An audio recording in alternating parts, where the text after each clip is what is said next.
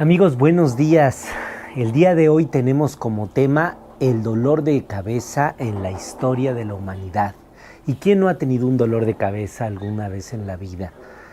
Todos hemos experimentado que la cabeza nos estalla, ya sea por alguna preocupación, ya sea por algún problema, por algún evento, por alguna ilusión tal vez, pero todos hemos experimentado ese dolor que nos taladra. A través del tiempo esto también se ha visto en diferentes culturas y en diferentes épocas. Actualmente se considera que la migraña o dolor de cabeza afecta hasta un 15% de la población mundial, en algunos países con más prevalencia que en otros, siendo los mayores los Estados Unidos de América, en cuyo cual las mujeres son más frecuentes, más recurrentes a padecer dolores de cabeza, aunque en otros países como por ejemplo Dinamarca o algunos países africanos, los hombres tienen más prevalencia para esto. Es una de las causas más frecuentes de ausentismo laboral. ¿Y quién no ha tenido un dolor de cabeza después de tener una gripe o un catarro o algún problema estomacal? El dolor de cabeza también es una enfermedad que acompaña a muchos otros padecimientos. Se sabe también de la participación de la comida en los dolores de cabeza. En 1985 se llevó a cabo la clasificación más extensa que hay hasta nuestros días de los dolores de cabeza. Se clasifican más de 300 causas de dolores de cabeza o de 300 factores contribuyentes, y la cefalea se ha clasificado en 12 grupos o 12 subgrupos.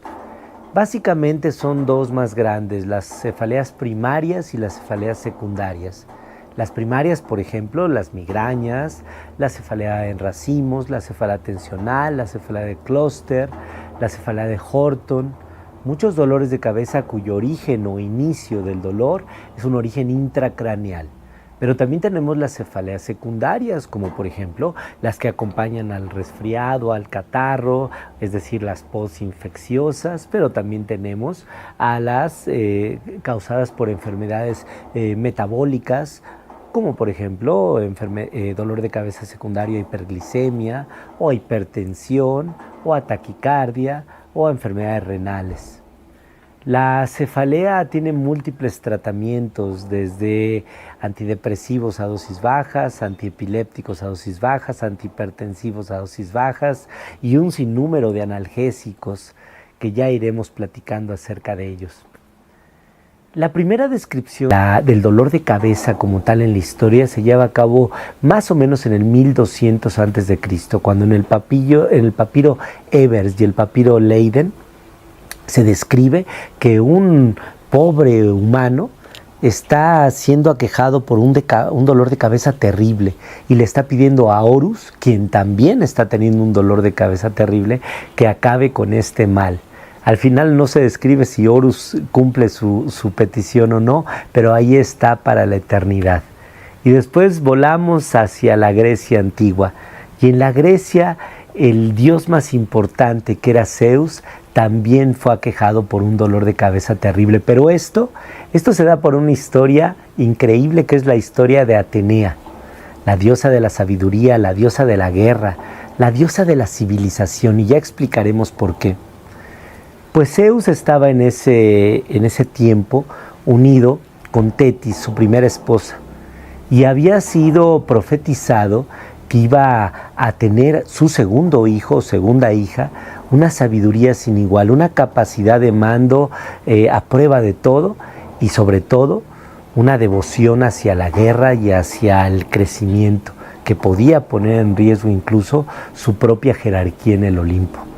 Zeus ya sabía esas historias porque Cronos, su padre, había devorado a sus hermanos, él saliendo librado y habiendo podido derrocarlo, y entonces él asumiendo el trono del Olimpo, y esto se le profetizaba nuevamente a él. Zeus no se anduvo con cosas y se engulló a Atenea, y ahí dejó su vida, ahí dejó pasar el tiempo, siendo aquejado por dolores de cabeza terribles. ¿Por qué? Porque Atenea fue a incubarse al sitio de la sabiduría del dios. en el cerebro. Y ahí fue creciendo poco a poco y absorbiendo también la sabiduría paterna, hasta que el cerebro de Zeus ya era una bola candente que pedía explotar. Fueron llamados todos los dioses y todos dieron algunos tipos de tratamiento, pero ninguno servía. Fue finalmente llamado el gran Vulcano. Y Vulcano, el Hefesto, el que construía las armas para los dioses, se le pidió que con su hacha blandiera un golpe en el cráneo de Zeus para que emergiera aquel dolor. Y así lo hizo. Pero de ese hachazo emerge una luz resplandeciente que dicen que detuvo todo, que por un minuto el Olimpo se quedó callado ante tal magnificencia y resplandor. Salió una mujer ya adulta y armada, con una armadura áurea y un casco con un escudo y una lanza.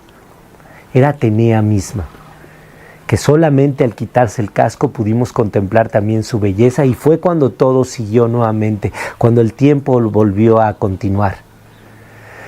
Atenea es la diosa de la civilización. ¿Por qué? Les platico con esta historia.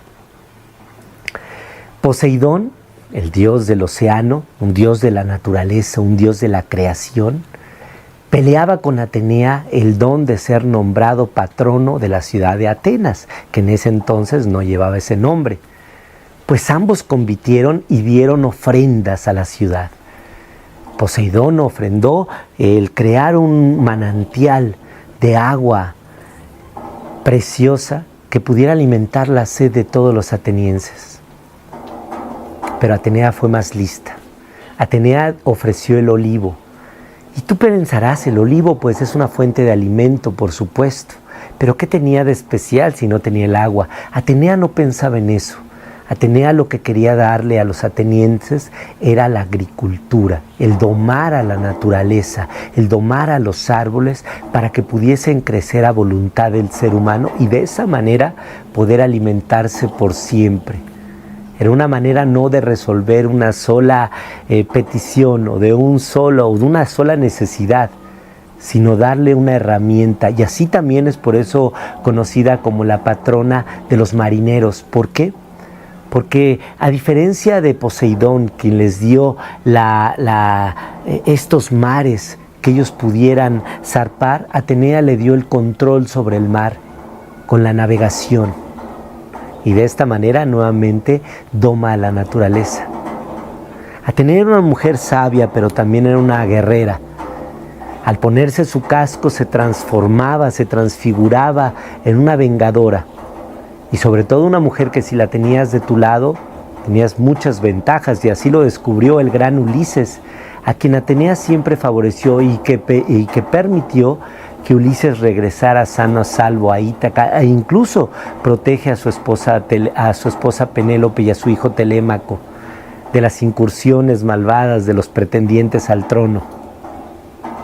Atenea también era sumamente difícil cuando era desafiada. Paris, Atenea le pide la manzana dorada y Paris se niega, con terribles consecuencias, ya que Troya cae.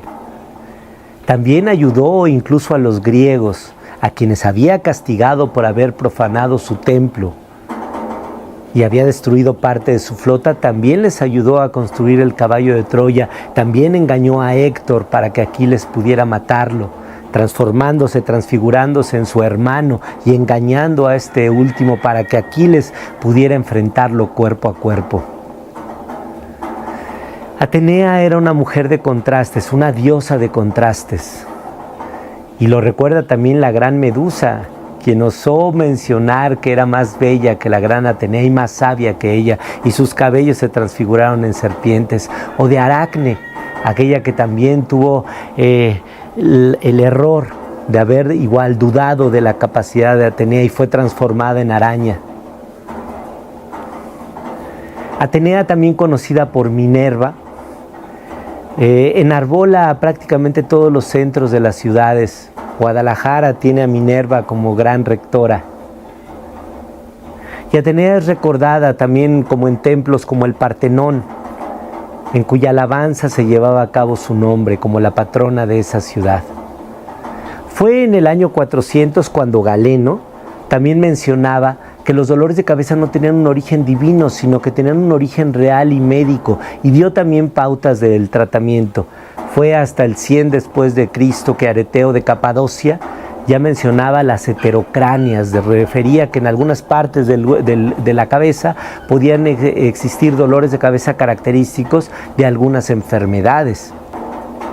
En 1672, Thomas Willis, el padre de la neurología, ya habla por primera vez de la migraña. La clasifica también, le da una pauta de tratamiento en base a algunas hierbas y también clasifica las complicaciones de la misma, como por ejemplo la ceguera o la presencia del aura también premigrañosa.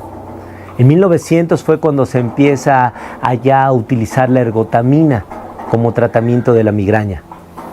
Y como grandes migrañosos también tenemos a través de la historia al gran Napoleón, que alguna vez tocaremos el punto del mismo en esta charla. Pero también algunos pintores famosos, la mayoría de los impresionistas referían dolores de cabeza, probablemente por los tintes que llevaban a cabo sus pinturas. Pero hablemos ahora del gran Pablo Ruiz Picasso. Su nombre no era así. Pablo fue bautizado como Pablo Diego, José de Paula, Juan Nepomuceno, Ruiz y Picasso. Picasso era el apellido materno. Nació en Málaga, España. Y dicen las historias que cuando nace no respira. La partera o el médico que lo atiende lo da por muerto y lo pone en un pequeño lavabo que había ahí. Su madre empieza a llorar y es escuchada por su tío, quien acababa de llegar y era médico. Ingresa inmediatamente, todavía con su puro en la mano, ve a Pablo y le avienta una bocanada de humo. Ya él, estando azul, empieza a toser y es cuando este joven revive. Pablo Picasso es un hombre de contrastes. Decían sus biógrafos que mencionaba que cuando quieras joder, jode. Era un hombre de pasiones, que siempre se fue transfigurado por el amor. Tuvo grandes musas como Dagmar Uchat o Marie-Thérèse Walter, que inspiraron cuadros famosos como La mujer que llora y Cabeza de mujer, o El beso y La mujer de retos. Pablo era considerado como un niño genio, ya que a los 14 años ya había sido aceptado en una academia de pintura. Su padre, un pintor venido a menos, había instruido en las bases de la pintura a Pablo. Y Pablo, con tan solo 14 años, ya resolvía problemas de pintura, retos pictóricos superiores a cualquiera de su clase. Y esto lo lleva a entrar a la Universidad de Artes de Barcelona, en donde igual trabajos que les llevaban 30 días a sus compañeros, él los resolvía en un día. Y esto también le dio un carácter bohemio, un carácter transgresor. Pablo Picasso se da cuenta que en España no va a llegar a mucho, aunque gana muchas medallas, y viaja a Francia. Ahí conoce a los impresionistas, ahí en el barrio de Montmartre. Pasa sus días pintando en juergas, en cofradías, en francachelas, en quilombos. Pero es también en París cuando empieza a evolucionar su pintura.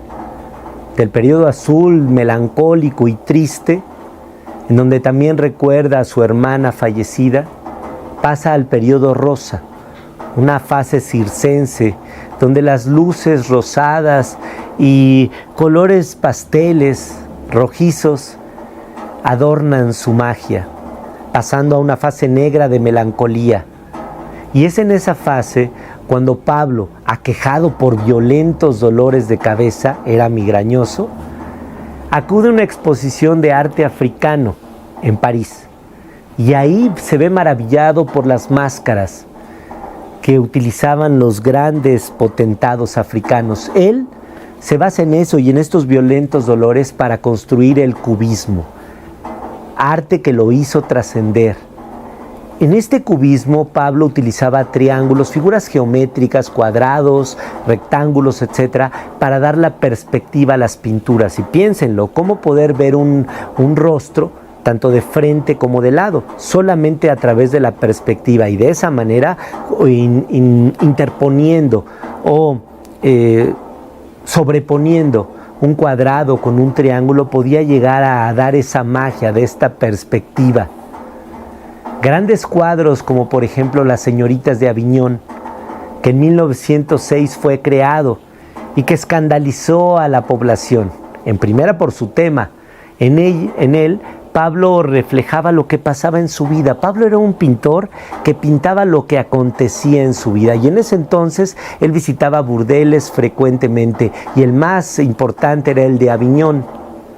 Ahí él plasmó a estas señoritas que aderezaban la vida de estos hombres que noche a noche las visitaban.